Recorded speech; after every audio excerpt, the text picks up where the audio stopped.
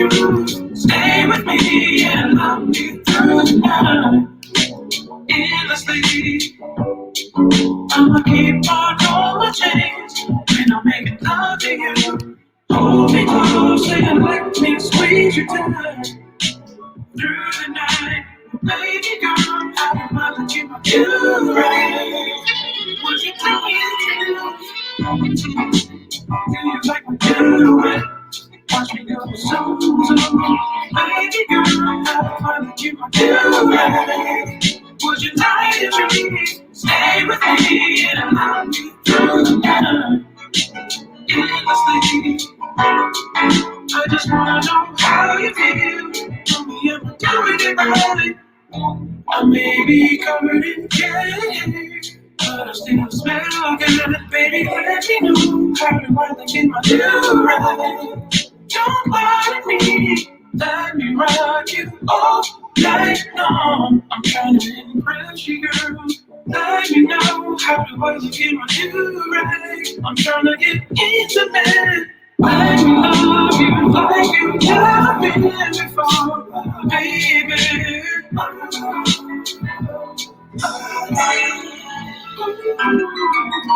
have to like any games. Oh my God, baby girl, everybody keep my deal right. Get a diet ready, get you ready to dress just for me. Cause I'm trying to smash, baby girl, I'm smashing my deal right. Cause it's only right. Do you like the way my eyes stretch? In the night, baby girl, do you like me in my new bed? Let me know, would you let me know? Let me know. Let's make love until we fall asleep. I love the way you feel, actually. Baby, you look so good in this moment. Stay with me and love me through the night. Baby, let's make love till we fall asleep.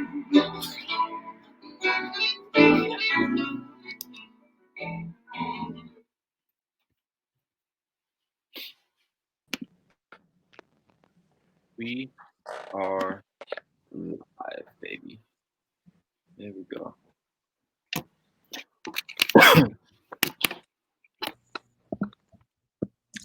What up, everybody? Welcome to the Rick T Podcast, episode 24. I am your host, Eric Holmes. This is your other host, Jello Rexroad. How you doing tonight? Good. How about you? I'm good, man. We're doing a show without Tony tonight. He had some other stuff going on with him. So we'll see him on Saturday. No worries, man. Um, man, what a great week of Yep. sport. That's truly what I'm thinking. Now that I'm like in the zone, we're live. In the gist of it, it's just been such a great week of sports. There's been so much that's happened, and a lot of good, a lot of bad, and a lot we don't know about yet. You know what I mean? There's a lot that's going to happen that we have no clue about. But let's get right into it. Little J6 says, yo, yo, yo. What up, Little J6? Thank you for tuning in to episode 24 on the Rick T Podcast. We're going to let all the people just flood in. You know what I mean? Hit us at the beginning. He said, where is Tony? Tony had some other stuff going on with himself, had to keep himself healthy, through this pandemic. I'm not going to say he has COVID, but he's not feeling too well. So we wanted to keep it safe. You know what I'm saying? Keep him cool and stuff. Stay at home, drink water, stuff like that. So we're going to be without Tony tonight. But it's all good. We'll go ahead and rock with me and Jello. Ain't no worries. We could do that shit. So today is January 13th, 2021. Like I said, today is episode 24 of the Rick T Podcast. We've been doing this for so long, bruh. Shout out to my boy Jesse JX. What up, dog? How you doing, man? Welcome to the show. It is what it is. Jalen said Tony's a pussy. No, he's not, bro. Just let him be. Let the man be. Shit, Jalen would probably say it to his face, man. But let's get right into it, bro. Let's start with the wild card week games that we just had. They just passed. We'll spend a little bit of time talking about the Saturday games just because we had the podcast on Saturday, so we didn't need to really get too much into it. But the Colts ended up dropping to the Bills 24-27. The Rams ended up beating the Seahawks 30-20, and the Buccaneers ended up beating the Washington football team 31-23. So how are you feeling about those three games, Jello? What do you have to say on those? I mean, so we're talking about the first two games. I mean, I'm not surprised with the Bills game at this point. I mean, they're good, and they are really good. And so I just like to see coming up, especially against the Colts at that point with that defense they have. So, I mean, I like that one. And then what was the second game? What was the second game again? Second game was Rams 30, Seahawks 20. Oh, yeah. Yeah, we talked about that one. I mean, Seahawks just weren't fighting for it. I mean, their offense hasn't been clicking for a while now. You have a breakout game here or there, but that consistency dropped throughout the year. And, I mean, yeah, and that Bucs game, yeah, the Bucs won, but they won by 8 playing against the guys they were. I know, I was going to hear about that one. Bills are still in it. I had to go bold when we did that. That was bold. I was like, hey, you stuck.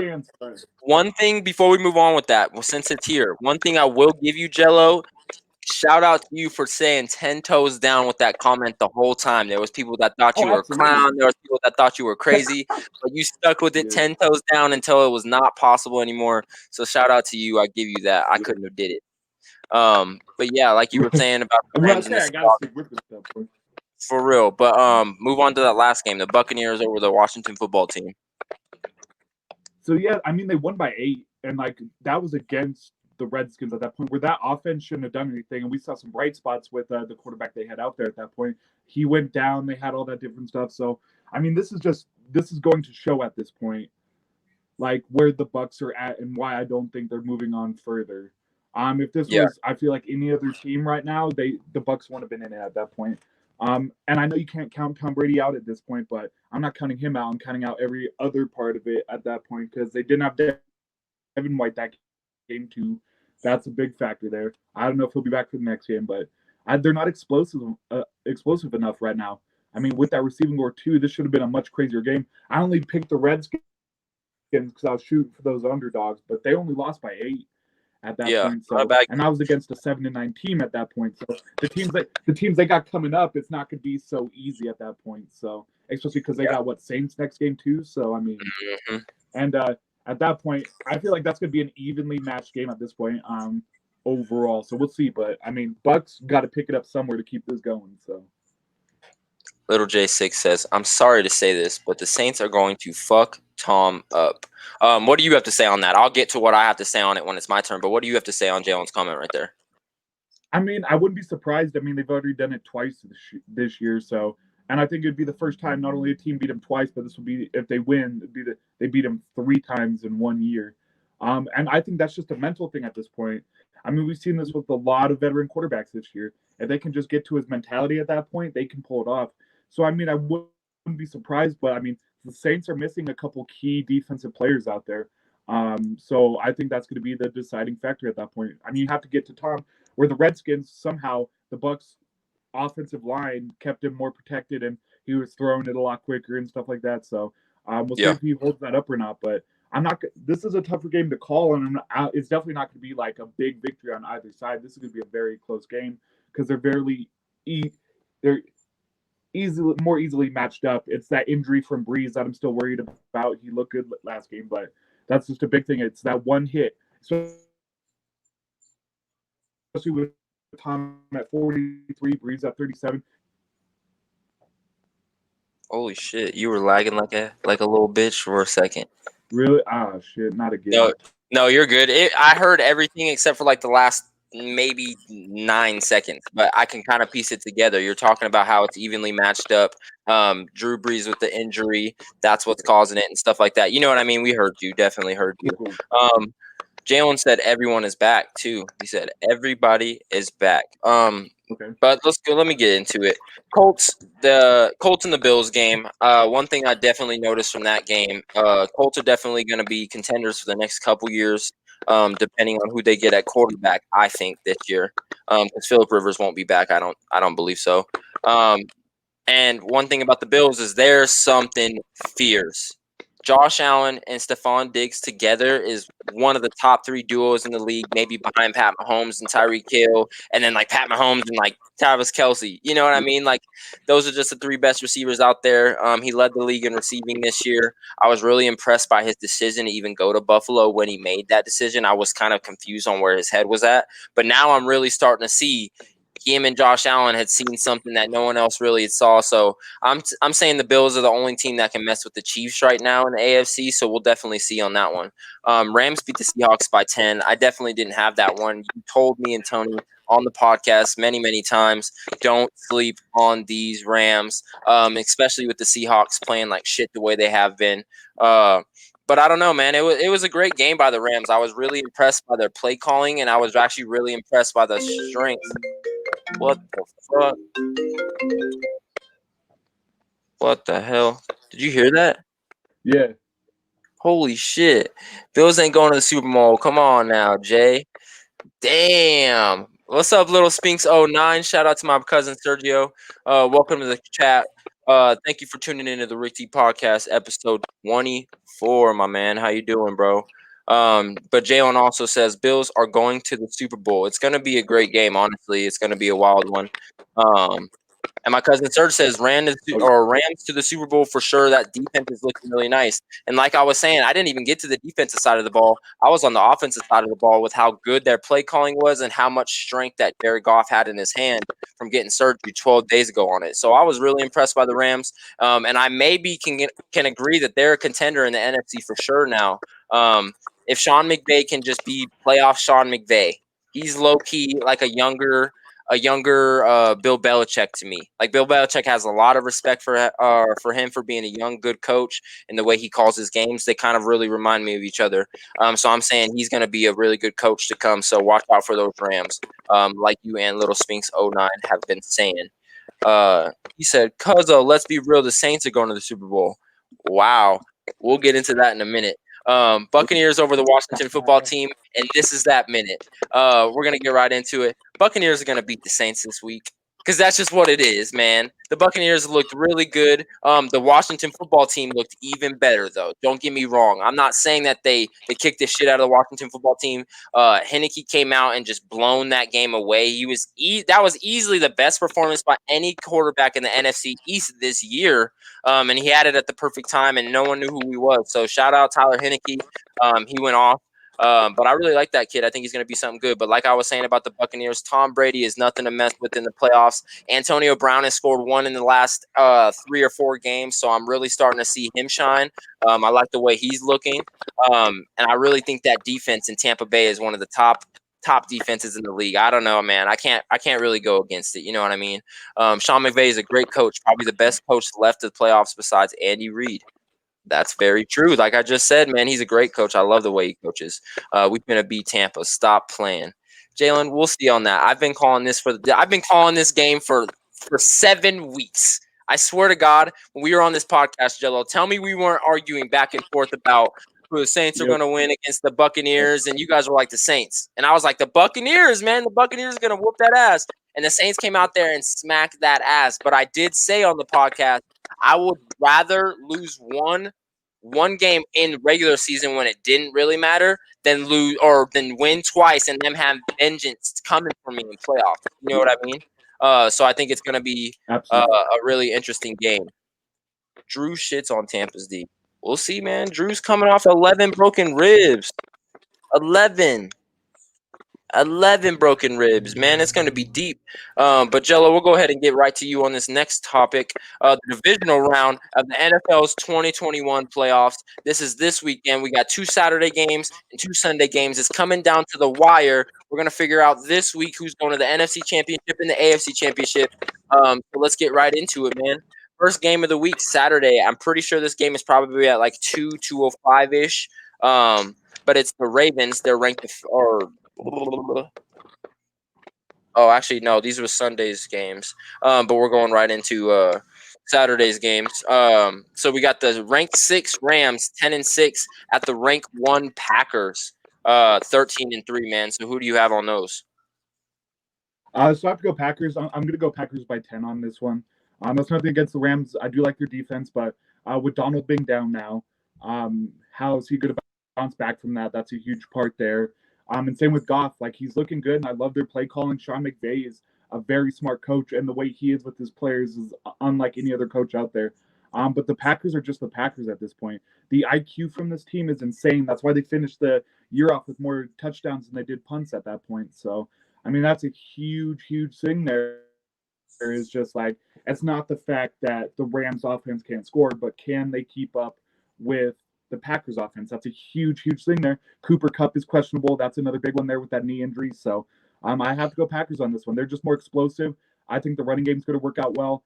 They just got to take advantage of that defense where they can. And if anyone's going to take a player like Ramsey and Donald and Brockers and stuff like that and make them miss, it would be Rodgers at that point in their IQ. So there's no doubting about it. So so Donald went out with I think it was a knee injury in the last game, and that's why the other kid from CSU Pueblo came in and made that sack on Wilson. So I don't know if Yes, they sir. said he was questionable, so I don't know what his status is now. So Yeah, he definitely I don't know. Russell Wilson's little chubby ass fell on his ribs or whatever, and he got up and like couldn't lift his arm and stuff like that. But yeah, or what's his name? Something Fox came from CSU Pueblo. He's Cold as hell. He's cold as hell, bro. Don't sleep on CSU Pueblo. These dudes are still talking about the Saints game, bro. Actually, we actually forgot to talk a little bit about the Sunday games on the NFL. So we're gonna actually go back to the wild card weekend game. Sorry about that, chat. Sorry about that, Jello. Totally, completely skipped over it. But we'll go to last week's Sunday games. Ravens 11-5, the Titans 11-5. That was just a head-to-head battle. Someone was gonna win that one. Someone was gonna lose that one. Ravens ended up winning that one 20-13. How do you feel on that one? I mean, overall, it wasn't exciting, but it definitely didn't go how I thought it was. Who knew Henry would only have 40 yards off 18 rushes at that point? So, I mean, I did not see that one coming ever. And yeah, Lamar, I mean, those 136 rushing yards and that touchdown was the one to seal the deal. So, that's a big, big thing there. I said that's all it takes is that one extra thing because Lamar only had 179 yards and an interception, but Tannehill only had 165, 1-1. So, I mean, it wasn't a great game from either team at that point. It was enough for the Ravens to get through, but I mean, Titans really blew this one. There's no doubt about it. For as explosive and good they've been this year, the fact that Henry couldn't get over 100 yards is insane at that point. So, I mean, Titans blew it, and I guess the Ravens are fighting for it. They want it more. So, I mean, it's crazy, but Ravens took it. So, props to them. Yeah, dude. And my cousin Serge just said, "Wow, that just pissed me off." Morgan Fox, he's a Fountain Fort Carson High School alumni, so that's where my dad coaches. That's where Sergio went. That's like the high school right down my street, bro. And he went there too. That's crazy as hell. So shout out to Morgan Fox. Yeah, played with him my sophomore year. J Money time. Wow. Damn. So we gotta. You better hit him up, Serge. Let's get him on here. I'll get you and him on here, and we'll talk about him. Let's talk about it, bro. Tell him to link it up. But we'll go to the next game. This was the game that you needed for your theory. This is the game that you needed for your Bears versus Bills theory in the Super Bowl. But the Bears went ahead and took on the Saints in New Orleans, and it did not go well for them. The Saints ended up taking this one 21-9, man. So how are you feeling on that one? I mean, overall, it was the rushing game. This is another one of those rushing games where Montgomery couldn't get it going, and you've seen these games throughout the year progress, and he just wasn't able to keep up with it this game. So, I mean, Mitch only had the 199 and one touchdown, but it wasn't too far off of Breeze's numbers, not like a crazy amount. But it was the Bears' defense just couldn't get it going. Akeem Hicks, Khalil Mack, Eddie Jackson, none of those guys could really get it going to where they could slow down the Saints offense. And it was only 21-9. So, I mean, it could have been much worse at that point, but I think there's just things that needed to happen that didn't happen. And Saints took the victory there. So I'm not surprised once again, that Bears pick was bold. Just one of those crazy things that you never know at this point, but Saints took it. So I give it to him. Breeze is looking good at this point, but I'm just wondering how that line's going to hold up in this next game. Yeah, completely agree. And then this last one, man, it was fucking one that I'm going to have to apologize for in a minute. Browns 48, Steelers 37. Took the head off the big three-legged monster, man. How you feeling about that one? You've been waiting for that one for weeks, bro. Yep. You I were mean, and feeling this is good one of about those that one. things. When you look at the Steelers' numbers, they're not bad, but how much of that came in garbage time? Because this is the thing. Ben had 501 passing yards off 68 attempts with 47 completions.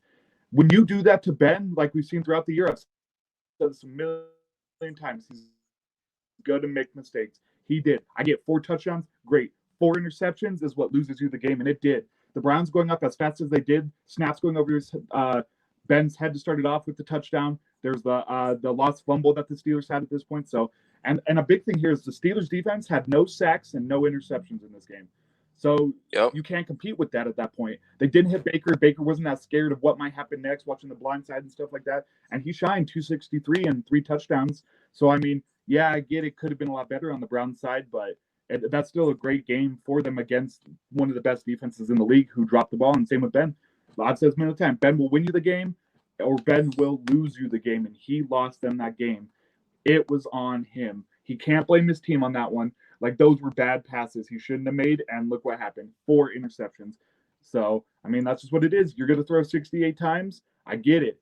Throw 1 pick, not 4, especially when you're a 16-year vet at that point. I feel like just like the math. Like when you really think about it, if you do the math on 68 throws, you're like bound to throw 4 picks. Well, but You know what I mean? Like you should stop throwing the damn ball so much. Well, that's the thing. So they couldn't get a rushing game going, which is not surprising. They haven't been to all year. But when you look at it, the Browns defense isn't known for interceptions. They aren't. They're a big rush defense. They're big at getting to the quarterback and stuff like that. But they're not big on interceptions. And I'm pretty sure Denzel Ward is still out, if I'm not mistaken. Mistaken. And yeah, I get it, 68 attempts at that point. But with the receivers that were out there and how good everyone's been saying they are this year, and Ben being the vet he is, this just goes to show he should hang it up at that point. I get it, 68 attempts. But that means, so if we did the math at that point, if someone's throwing 30 attempts on average, that would be average of 2 interceptions a game, if not more.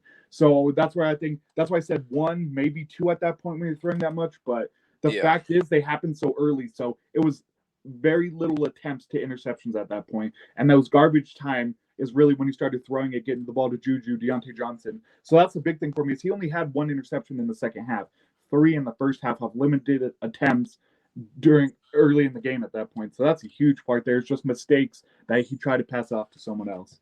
Yeah, I completely agree on that one, man. But I'm gonna get into it. Ravens, Titans. Ravens 20, Titans 13. I definitely, I kind of wanted the Titans to win, but I expected the Ravens to win. Like I said, if the Ravens got their run game going, it was something lethal. Shout out to the Ravens. I was actually supporting them for my girl this weekend. She was sitting there cheering her ass off like a little cheerleader, bro. It's funny as hell. But for real, I was sitting there watching them. And as soon as Lamar threw that first pick, I said, what are they doing? Like, why are they trying to throw the ball right now? They're not that team. Like, they are not that team. And then the minute after that, they were just read option. You know what I mean? And they were just taking that shit up the sideline. Lamar started doing his thing. And that team is clicking for sure, man. So watch out for the Ravens. They got the Bills this week, so it'll be a great game. It's definitely one you're going to want to watch. Sure. Bears and Saints. I definitely expected the Saints to win. I think everyone expected the Saints to win. Shout out Who Dat Nation. They did their thing out there.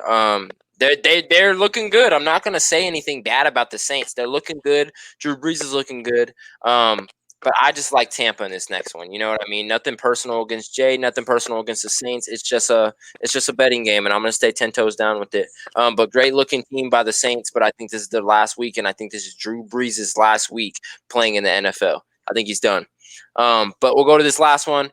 I'm going to go ahead and start my thing with saying I apologize to Baker Mayfield. I've been shitting on him this last 3-4 weeks saying that he did not have it. He dropped it against the Jets, and then he won it by 2 against the Steelers last week. And then this week he just came out here and just went crazy early, bro. Got up 4 touchdowns. He was definitely doing his thing.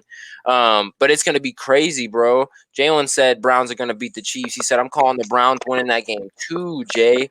Eric, you goofy as hell. Hell no, I ain't goofy. You're talking about the Saints shit, man. I don't care.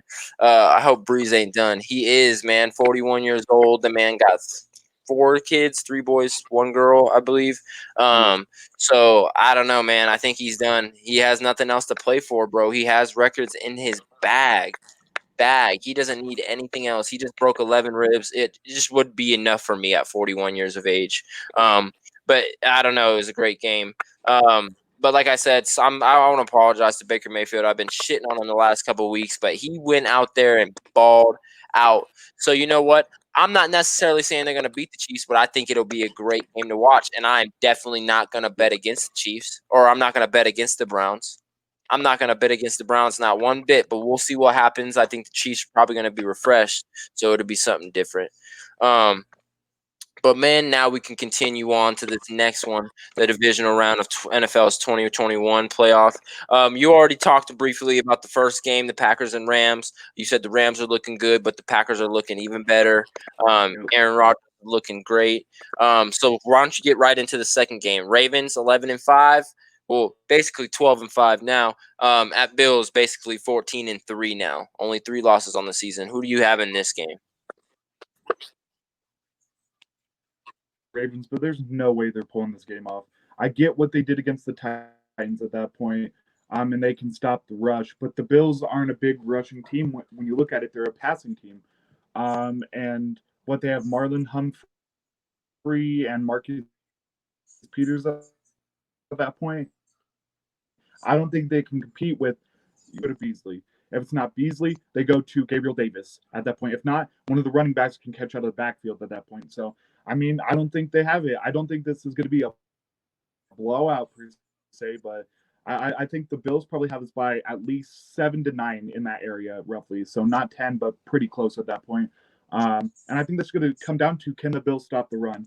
I know their pass game is a lot better this year. It looks like a lot more just set up and ready to go, where the run defense could be a little iffy there. If Tremaine Edmonds and Matt Milano and them can stay where they need to and really watch that, I think they'll take this game away, no doubt. So, but because if he can't get it through the air and he can't rush, it's game over at that point. Like, I get Marquise Brown had over 100 yards last game, but I don't think that's going to happen in this game. So, yeah, I think Bills are taking this one. They're looking like champions right now, and I don't think they're going to stop now.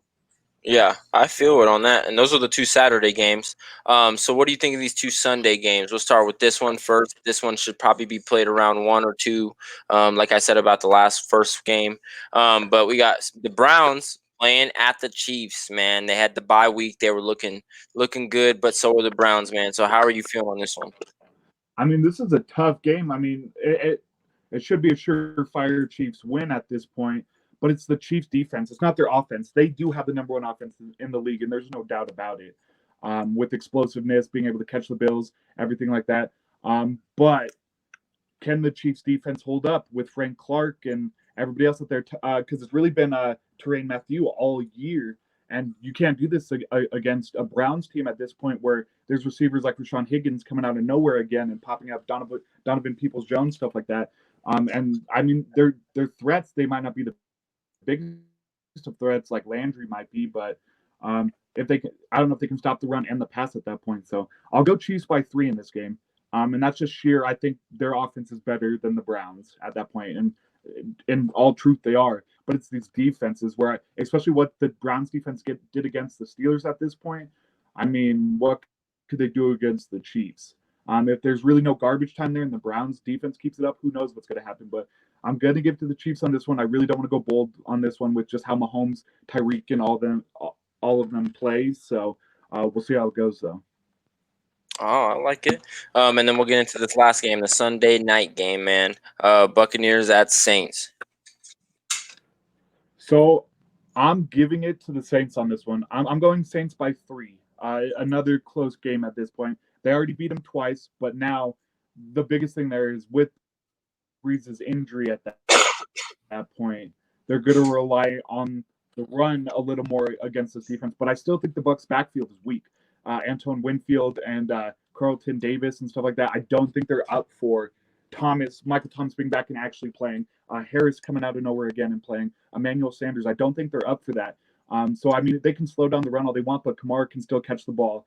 No problem. Latavius Murray can catch the ball at that point. So, I know Breeze might be hurt, but Breeze still looked good against Chicago, and that's a very good defense right there. So I think they're going to take this one away, and I trust the foot of Will Lutz more than any kicker. Was it Ryan Suckup the Bucks had at this Mhm. point? So I think Yeah. that's what it's going to come down to. The Bucks struggle with that, where the Saints really have never struggled with kicking. So I think that's going to be the change of the pace, the change of the game at that point is just those field goals. They might not be getting the touchdowns they want, but I think the field goals is going to take them further. And if everyone's back, like Hendrickson, I think his name is, and all those guys are back on defense. I mean, you got Jenkins in the backfield, really, really good defensive backs. So, I mean, this is going to be a fun game to watch. This is probably the best game of the weekend to the fact that these teams are so even overall. So, but Ronald Jones is questionable for the Bucks, so that's a big one there. So, that once again, rushing. If one team can get rushing more than the other, then it's lights out. Jalen said, "Well, Lutz his ass." Dude, that dude as my kicker in fantasy was it last year was dope as hell. But overall, he's looked consistent this year. So, and where the Bucks kicker has looked like shit all year. So, I feel it. But let me get into this, man. So Rams play the Packers. The Rams were looking really good. I think if the Rams have any chance against the Packers, it's going to be, like Sergio said, and Sean McVay. It's got to be Sean McVay that's going to win this one. It can't be really Jared Goff. It can't be the defense. It's got to be Sean McVay and his play calling on the offensive side of the ball. And then that defense needs to just hold tight. You know what I mean? Because the Packers, they really – I'm not going to say they only go to Devontae Adams, but really that's the one person you just have to watch every single play. The run game hasn't been clicking really at all this year. They had it a little bit at the beginning of the season, but then it started to be a strictly pass game, bro. So I definitely don't see the Packers really eating this Rams defense up. But like I'm saying, if the Rams want to win this game on the offensive side of the ball, they need Sean McVay to just come out here and play lights out for sure. We'll get into this next one. Ravens playing the Bills. My pops said, "Fuck the Bills, Axon Jackson all day. Go Ravens." I'm gonna go ahead and agree with them. Like I said, the Bills are something really, really, really dangerous. But if the Ravens have their run game going, Axon Jackson, it's a weapon that no one can stop. Like me and you were saying earlier in the year, we feel like Lamar Jackson got figured out. It's like when we got in playoffs, they stopped figuring him out. Like they don't know what he's gonna do. So unless the Bills come out here and they start sending blitzes straight at Lamar Jackson and kind of letting Dobbins do his thing for a minute and see what he can do, I definitely think it'll be an interesting game. Big Blue Bay, shout out to Big Blue Jay. He said Rams in that last one. Like I said, I got the Rams in that one too. I think it'll be really interesting. I don't really know if the Packers have it. They're a great team, just like the Saints, but I don't think they have them. Man, Little Spinks 09 says, "Fuck the Bills, man." Everyone hating on the Bills this week, but like I said, Axon Jackson, it's gonna be go Ravens, go. Everyone's going with the Ravens this week. But I'll get into the Sunday games real quick. Browns and Chiefs. You guys were talking about the Browns and Chiefs earlier. I think this one is going to be a close game for most of it, but I don't think the scoreboard is going to show it. Pat, let me know what you think of this one. Browns and Chiefs. Drop Browns or Chiefs. Let me know who you think is going to win this one. But I definitely got Chiefs. I think the Chiefs are going to win this one by maybe 21. But I'm going to go ahead and say a solid 14 just because I don't want to be disrespectful. But I think this one's kind of going to be on the scoreboard something different. Little Spinks 09 says Sean McVay got to start aggressive. If they pass the 50, fourth and short, go for those fourth downs. Can solidify a dub for him. I completely agree on that. I like that. Completely agree on that.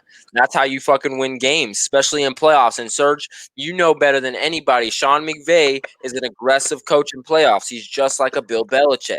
He reminds me of a really young Bill Belichick. Swear.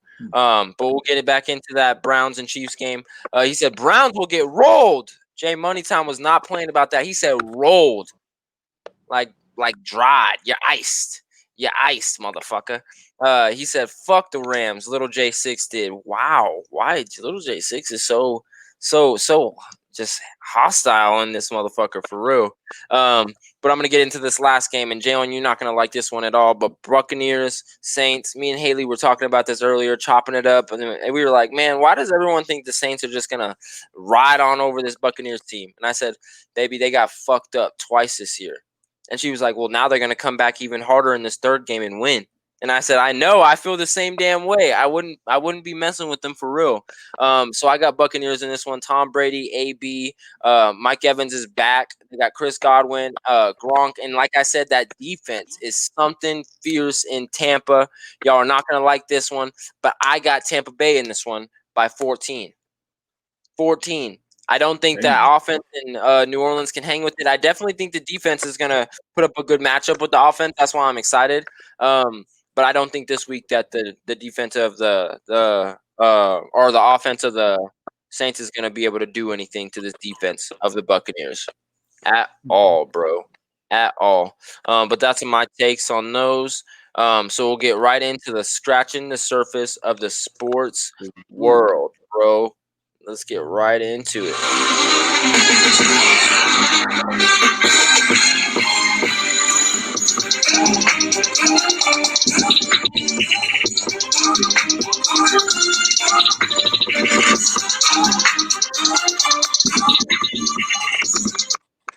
All right. Lamar Jackson in trouble. So Lamar Jackson admits Saturday could be his first time playing football ever in his life in the snow. He just admitted that in the interview. Yeah, he was like, I've never played in the snow, man. This could be my first time ever playing in the snow if it snows. And he's playing in Buffalo where it snows a lot at this time of the year. So let me ask you, Jello, would the snow help or hurt the last year's MVP Lamar Jackson against Josh Allen and the Buffalo Bills? I mean, if he's never played in it, it's going to hurt him with as much as he rushes. We've seen this a lot with different snow games through the years at that point, where, I mean, defense has struggled. It's all slipping at that point. And if you're not used to adjusting your body to maneuver around that, you're going to have issues. Especially like with defensive linemen coming off of it at that point. That's a huge thing. If you're running and you find a hole and you slip, they're going to hit you. That hole's going to close and they're going to hit you. So if it is snowing, I mean, we don't know for sure. I mean, it could be a lot different at that point. Maybe it makes them excel. But what we've seen through the years is a lot of slipping at that point. Slipping, sliding, not being able to maneuver. These 4th and 2s are going to be a little harder with the instrument. So, but that's another thing. We'll just have to wait to see. We've never seen it before, so we don't know how it's going to go. But overall, I think it's more going to hurt the team then. But that's on both sides of the ball. Then help them out at that point. I feel it. That was a great take on that one. Lamar Jackson admits Saturday could be his first time playing football in the snow. So would the snow help or hurt Lamar Jackson against Josh Allen and the Buffalo Bills? I'm going to have to agree with you on that one, Jello, because after reading that, there's no other way. Us being from Colorado, we know exactly how running and walking in the snow is. It's not easy. And imagine never, ever playing in it in your goddamn life. It's going to be crazy. And I didn't even think of that when I took the Ravens and said they need to get the run game going. They need to get it clicking. How are you going to have a run game with no ground to run on? You know what I mean? If the Buffalo Bills they play in Buffalo every year, a lot of those players have been there for a while. A lot of those players know how to play in the snow. They practice in the snow just to get accumulated with the snow. Yep. So I don't know, man. It's going to be a tragic game if it's snow on the ground for Lamar Jackson, for real. But let me get into this next one, Joe. Let me ask you.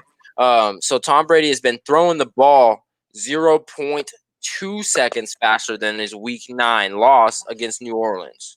So he's been getting that ball out of there every week since Week 9. 0.2 seconds faster than he did in that one game. Yep. And I'm talking like release time, bro. He's getting it the hell out of there. So let me ask you, do you credit Tom at all for fixing the Bucs' offensive problems since that blowout? I mean, you have to if he's getting out faster at that point, but a lot of players that don't get credit is that offensive line as well. They did have some issues. I know Brady had a lot of issues with his center at this point, who I believe in their last game, it was their center or their right guard that went out.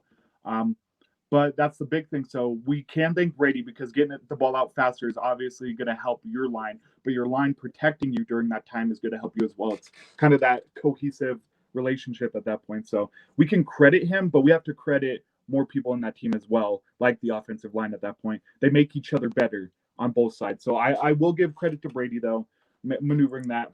But for this game, that's the thing is just like it's been since then at that point where Yeah. he struggled getting the ball out of his hands against the Saints. And it's all that mentality thing at this point. And Brady's, once again, isn't as quick as he used to be. So, and that's the toughest part. He can't get out of the pocket. So, if you have it, and I feel that's why there's more injuries on his line due to the fact that they're hunking down in the ground, trying to hold these guys back at that point. So, I mean, Yeah. we'll give him credit for that, and we'll see how it goes now in this next game. I completely agree on that. That was a great take.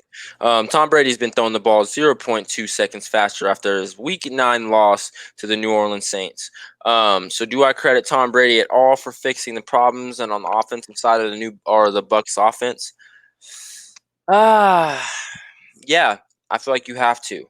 Like you said, you have to. If they're winning games, he got them this far, and he's getting the ball out that fast or that much faster, and it's showing on the stat sheet too. You know what I mean? So I really like what he's been doing lately. He's standing in that pocket strong, like you said. They shout out to that offensive line. They've really been protecting that man. They know what's behind him for sure. They know what's behind him and what he can bring them. And they want a championship ring back. But so do the Saints. It's going to be such a great game, and I think that's why they made it that Sunday night game. They wanted it to happen, and it was inevitable. You know what I mean? That it was going to happen. Everyone knew it was going to happen. Everyone knew there was going to be a third game this year. So I'm excited to see what happens. But yes, you have to credit him for the offensive changes on that side of the ball or that side of the ball. You know what I mean? Like he's getting the ball to AB now way better. He's getting the ball to Gronk way better. He's been getting the ball to Mike Evans and Chris Godwin. You know what I mean? He was getting the ball to all four of them lately. So I'm really liking the way he's looking, man. But we'll get into this next one. Seattle Seahawks part ways with their offensive coordinator, Brian Schottenheimer, over physiological differences. So my question to you, man, is should Russell Wilson accept some responsibility for his team's offensive struggles this year? You know what I mean? They fired their coach because they said it was his fault and they were having differences and stuff like that. But should Russell Wilson step to the plate and take responsibility for what the hell happened with him this year? I mean, he definitely needs to take credit at that point. I get play calling is important, and the wrong play can end up with the wrong result at that point. But I mean, look at Wilson. He started off strong with those touchdowns and the low interception ratio at that point, and then it came to what 3, 4, 4.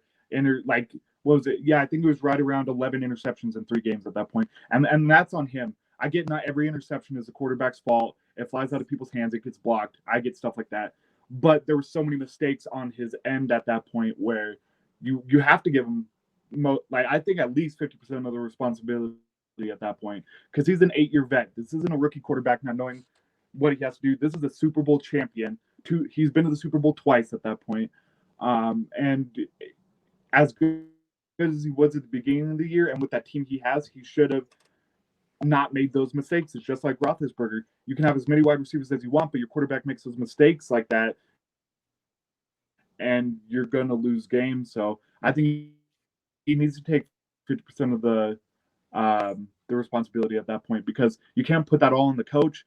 When they call the right plays and there's people open and you're making those mistakes, you're not being able to get the ball out, you're getting hit like that. That has to fall on you at that point. We do it with Brady. We do it with all these other quarterbacks. He can't be out of that mix either at that point. So, yeah, I completely agree on that one. But we'll get right into. Oh, actually, no. Yeah, I don't even want that question. I agree with you on that one. I think he should take 50% of the blame because it's his team, and he was on the field playing. You know what I mean? And the way he played in that playoff game was horrible. It was ugly as hell. You know what I mean? So it was fucking nasty. But this is actually going to be your favorite questions right here. We'll get right into the NBA questions. So the Brooklyn Nets, my man. Oh, Brooklyn. The Brooklyn Nets are worried about Kyrie Irving, and they said he won't be back to the team anytime soon. So my question to you is, should the Nets even be shocked on Kyrie Irving's recent off-court drama? Should they even be shocked because of it? I mean, we talked about this last time. It's not surprising. It's Kyrie. We've seen this multiple times, and with two other teams at this point. There's a reason he's not on those teams. There's a reason, and it came down to Kyrie at that point. Um, I mean, I think he's just losing it a little bit, or he's not getting what he wants. Once again, I said it before. He's acting like a 5-year-old at that point, where he's not getting what he wants. So I know he has issues with Steve Nash at that point, but he's not acting like an adult right now. The fact that he's just like, I'm going to sit out games, I'm going to go do this. Oh, there's rules in place. Nah, I'm going to break that, and I'm going to do what I want at that point. And that's the thing. I get it. You don't want to wear your mask. I get it. But when you're in a club, anything like that, it's your job at that point. It's part of your job. You're making all this money at this point. You just got to do that. And I think he's doing it on purpose. All these different things to make sure he's out. And I mean, if he wants to, that's on him. That's 40 grand a game for him at that point. So I mean, if he wants to do that, I mean, he can do it, but it's not surprising. And I don't think there's any team he goes on to where he has to be the center of attention at this point. It didn't work in Cleveland because of LeBron. It didn't work in Boston due to Jason Tatum at that point. He has to be the star of the team, and he's not with Kevin Durant there. He's not. He never will be. Durant is better than Kyrie, no doubt. So he wants to be on a team like that, and really, there's no team in the NBA right now outside of maybe the Raptors where he could be the clear leader and everybody loves him for that. But outside of that, he won't. So no matter what team he ends up on outside of that, I mean, it's going to be the same issues. It's just we've seen this with so many different players where Kyrie's so big at this point where he wants what he wants. He wants to be the leader. He has to be the number one, and it's just not working out. So not surprising whatsoever. We've seen this a million times so far. So I feel it. Justin says, "Shall I hop on the bandwagon?" What bandwagon are you talking about? The Brooklyn Nets bandwagon? I think. yeah, the Nets bandwagon now, but we'll talk about that a little later because I know it's coming up. Yeah, we're about to get right the hell into that. I got a lot on that subject. It's the next question. Everyone knows what's coming. It's gonna get deep as hell in a second. But if you're talking about the Brooklyn Nets bandwagon, Justin, just give it a second. If you think, oh, Brooklyn's nice. But the Brooklyn Nets are worried about Kyrie Irving and said he will not return to the team anytime soon. Should the Nets be worried or shocked at that on Kyrie Irving's off-court drama? I'm gonna go ahead and say no. Like you said, it's a track record with him. He had even drama. He had drama with LeBron. Like, come on, my man. You know what I'm saying? If you got drama with LeBron and Jason Tatum, and then now you're with your man KD, and that's the only other person who can shoot the ball, and you're out here just tripping. If you're out here just tripping, you know what I mean? Like, it's I don't know, man. Like, Kyrie Irving is just not the dude, and he's never gonna be the dude. I think he should retire. He's not fully committed to basketball, and he's proven that, bro. He's proven that. Yep. He's a Real Housewives of Brooklyn, dead ass, bro. Yeah, no lie. I mean, but Jello, we'll get right into this next question, man. Houston Rockets dish James Harden to the Brooklyn Nets without getting a key player back in the trade from the team. Are you shocked that he actually went to Brooklyn? No, I'm not. I mean, I said this before. It's gonna happen. And now it just got pushed forward because Kyrie's not playing, so they need somebody running that one position. They need a point, and that is Harden at this point. I get he's put on weight, whatever, but he is a point that they need. And I think he'll work better with KD at that point because I get he was done in Houston. We've all known that. So he pulled some moves or whatever. I know Cousins released a statement or whatnot, but he'll work better in Brooklyn. But the Rockets did get a key player out of this because I'm pretty sure the Rockets got sent Victor Oladipo, if I'm not mistaken, because they traded. It ended up a 4-team trade, and they sent Karis LeVert to the Pacers. So I mean, I think Harden will fit in the end of it better than Kyrie.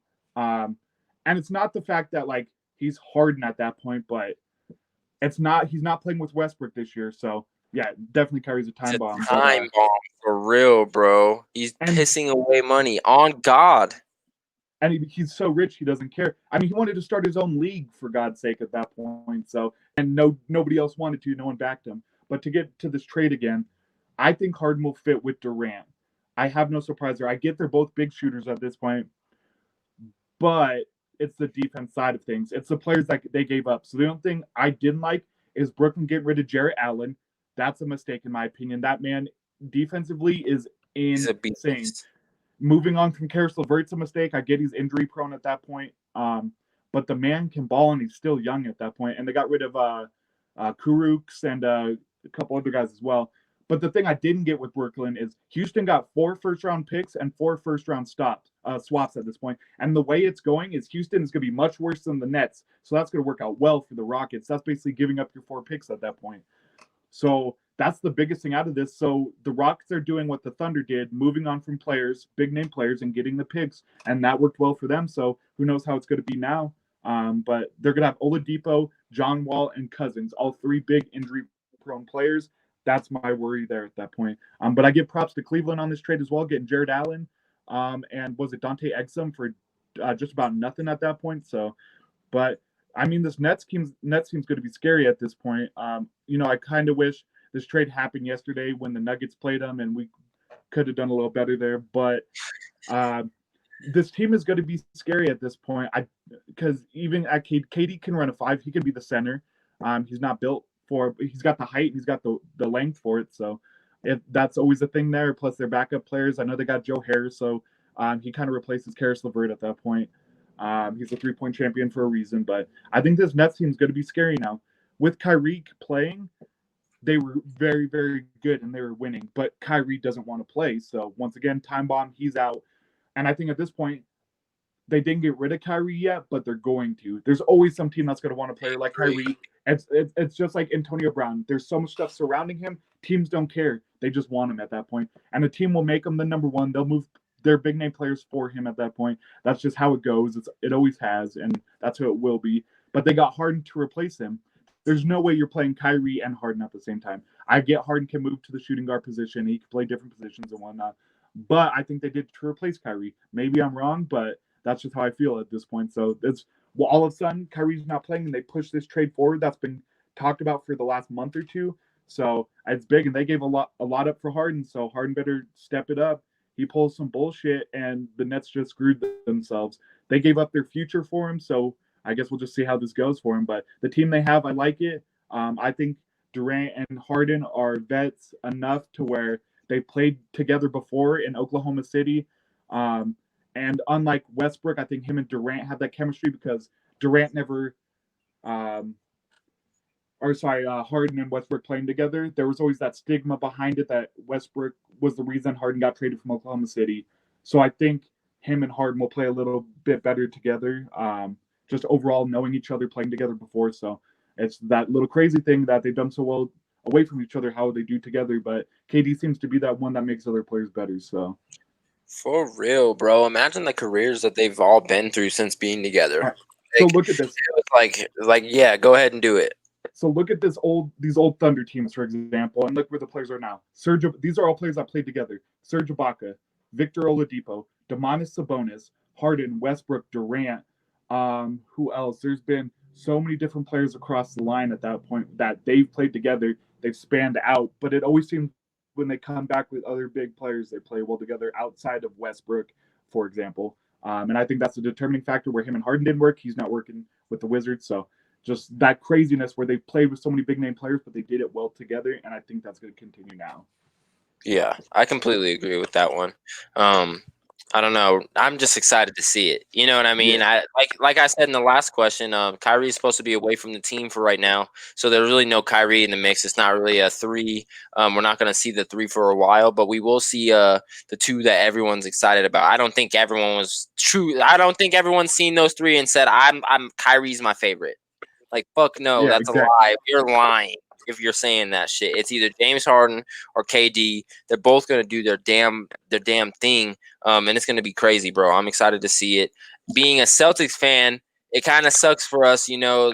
Boston's kind of in the shitter now. I don't know. We have a tough Eastern Conference division now. Y'all lost a lot of big names in the West this year, for real. But I do want to bring up LeVert is a damn bucket. They should have kept him straight up. Well, so this is the big thing. The only reason they got rid of LeVert is they had players like Harris and stuff who could fill his position, and his injuries the past couple of years. I know the injuries aren't his fault in the end of it, but it's that stigma was we're getting Harden, so let's move on from him. because he can cover Levert's position. We got Harris. We have these other guys. So I think I don't think they should have got rid of him. I'd be happy to have him here in Denver, but it was just the chance that Harden, they gave up whatever they could. And obviously we see that now with how much they gave up. So it was just like an afterthought that he's gone. So I completely agree with that one. But we'll go ahead and get right into the next topic, man. We're going to talk a little bit about Natty Champs again, the national championship.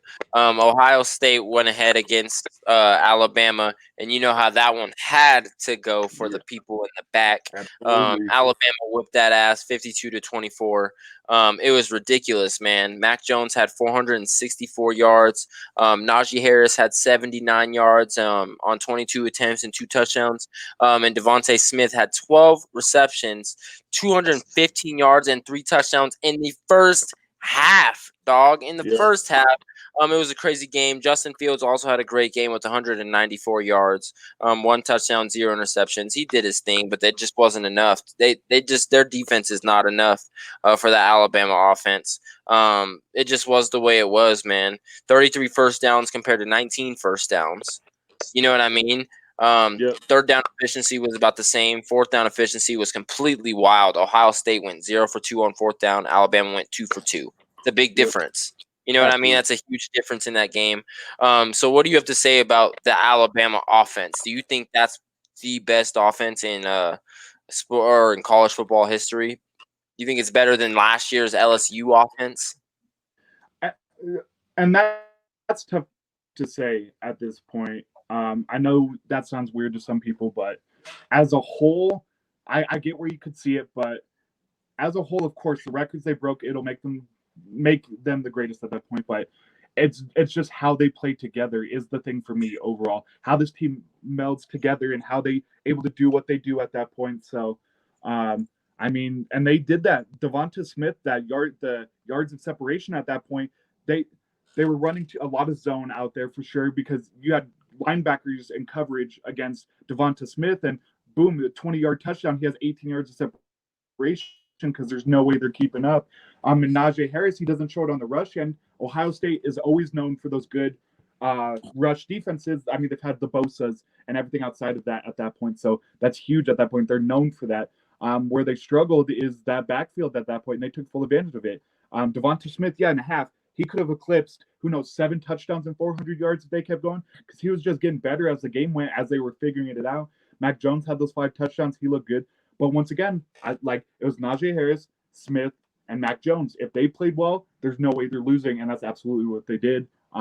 So, I mean, this Alabama offense is insane. It's hard to call them the best ever, as I don't follow college football as much, but I had to follow this game, and it was a lot crazier than I thought it was going to be. So you have to give props to them. It is college football, so anything could have happened, and they stepped up to the plate when they needed to. So shout out to Mac Jones. Mac Jones and Devontae Smith went the fuck crazy. Yep. They went stupid. They put on a show. Najee Harris too. He did great. But Trey Sermon was out. It was crazy. You OU fans in the chat, Boomer Soomer, y'all know how good Trey Sermons is, and he had 1 rush for 2 yards and then broke his collarbone, went to the hospital. He was done. Master Teague had to step in. I want to also bring up Master Teague sounds like a rapper name. Dude, that's a dope ass name. I dug that when that shit popped up on the TV. I was like, every time I hear announcers be like Master Teague, I'd be like, is that a rapper about to come out? Like, who the fuck is that? And then he's like a big ass linebacker looking nigga in some pads. Like, damn. But it was a great game for sure, bro. But we're getting to the end of this podcast. I do want to go ahead and promote YouTube for helping us with the videos in the beginning of this podcast. We do our thing with YouTube. They all help us with our videos, pictures, images, stuff like that. You know what I mean? So we don't get copyrighted. It's all strictly from YouTube. Hardest name in college football.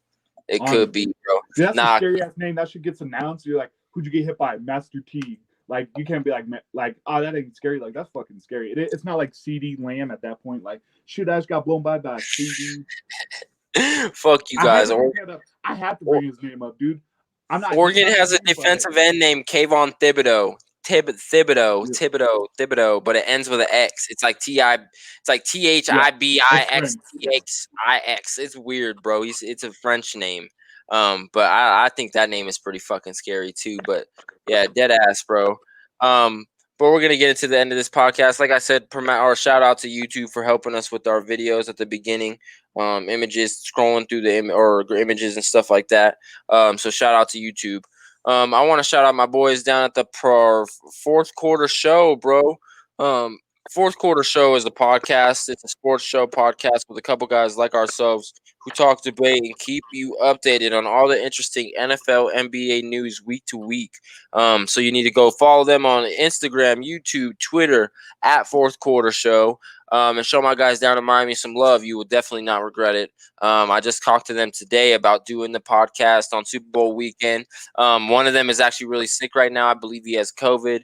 So we'll see how that works, the timing and stuff. Super Bowl weekend's coming up, so we'll see how that works, and if he's feeling up to it and stuff like that. But straight up, he said he trashed too, probably. Fuck you, motherfucker. You better hope we play Ohio State next year. Oregon does, so it'll be definitely a fun game. But I do also want to do this here at the Rick T Podcast. We choose Alexander's Angels. Alexander's Angels is an organization that helps raise awareness and acceptance for people with Down syndrome. We here at the Rick T Podcast are 100% with and fully support Alexander's Angels. Definitely go donate and check it out. Go look on their website to see what you can do to get involved, stuff like that. Jello, say what you got to say, man.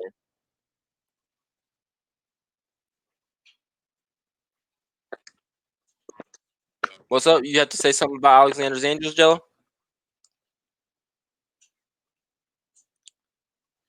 Maybe not. But yeah, shout out to Alexander's Angels. Definitely shoot on over to their website and see what you can do to get involved and stuff like that. We'll definitely be contacting her soon and seeing what we can do to get involved, and how we can donate more and do stuff like that. You know what I mean? So shout out Alexander's Angels. Talk Your Talk, man. Talk Your Talk is a spinoff podcast from the Rick T Podcast. Where myself, Eric, has a little 30-minute phone conversation with a random guest to talk about their team, interest, or life.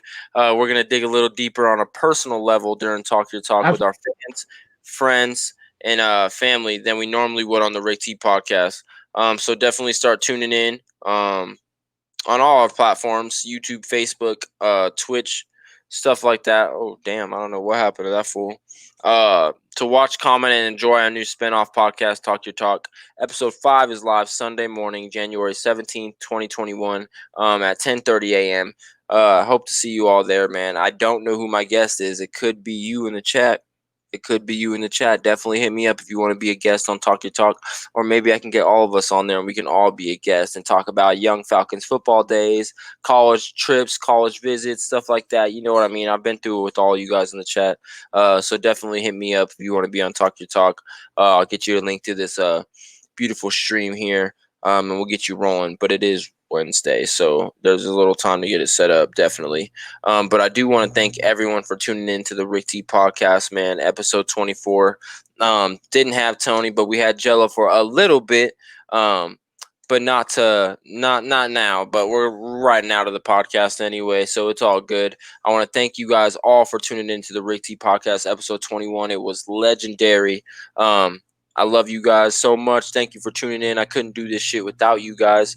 You guys keep me going with this shit. So thank you guys. I appreciate you guys. See you guys on Wednesday.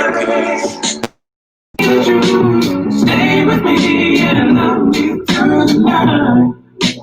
Endlessly, I'ma keep on my chains when I'm making love to you. Hold me closely and let me squeeze you tight through the night. Baby girl, I wanna keep my you right. Once you tell me you like my do it. Watch me go so. Baby girl, I wanna keep my you right. Would you like to stay with me and love me through the night? Hey, cuz you know it's all love, dog. Shout out to you, man. And J Money Time gang. Are you really ganging me right now? You already know I'll be in the city, cuz you already know. I just wanna know how you feel, baby. Am I doing it right? I may be covered in gas, but I still smell good. Baby, let me know how you like to get my new right. Don't bother me, let me rock you all night long. I'm trying to impress you, girl. Let me know how do I look in my new right. I'm trying to get intimate. Let me love you like you've never been before.